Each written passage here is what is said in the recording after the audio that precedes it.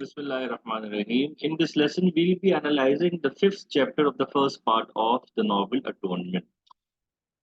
Okay, so to Lola's surprise and the twins' puzzlement, Bryony cancels the rehearsals for the trials of Arabella. And as there is nothing much to do, Lola walks around the house. In doing so, she finds her brothers and they confess tearfully that they are unhappy away from their parents. She comforts them, and Jackson speaks openly and explicitly about their parents' divorce. Lola reprimands him sharply for doing that. So, a shift to Lola's perspective is all it takes to depict her not as the interfering person that Bryony perceives her to be, but rather as a young woman who must fill the role that her absent parents have vacated.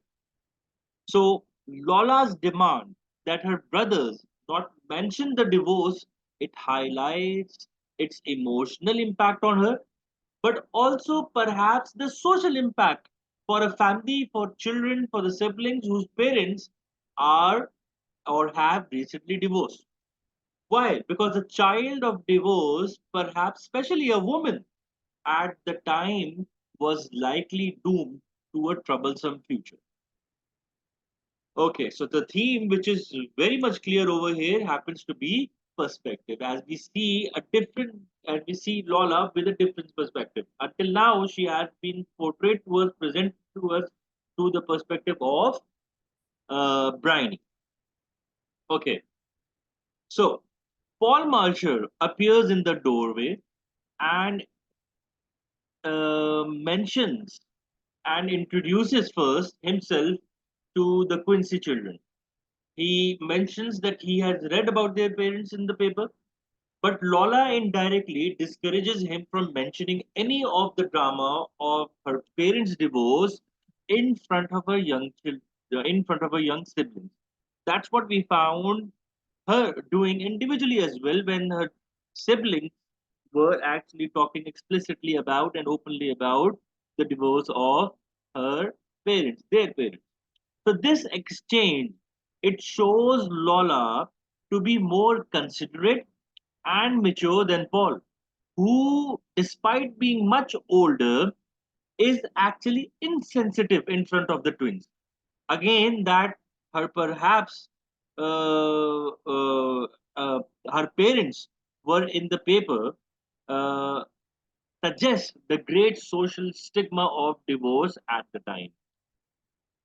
So she happens to be the person. Lola happens to be the person who now is responsible for her for her siblings.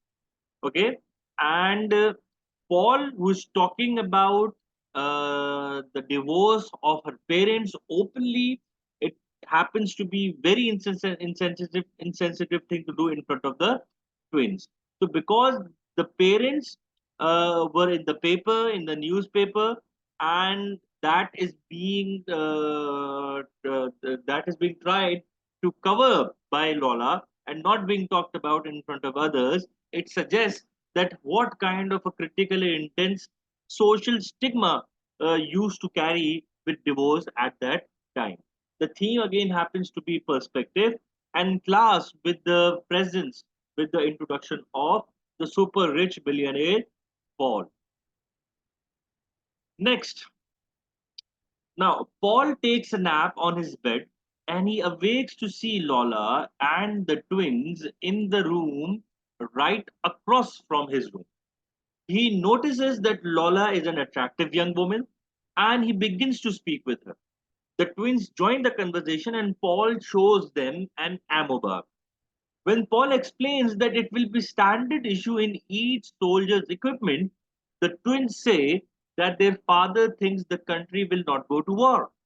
Paul responds that their children, that sorry, Paul responds to these children that their father is mistaken and he gives Lola an ammo bar, but does not give any to her brothers.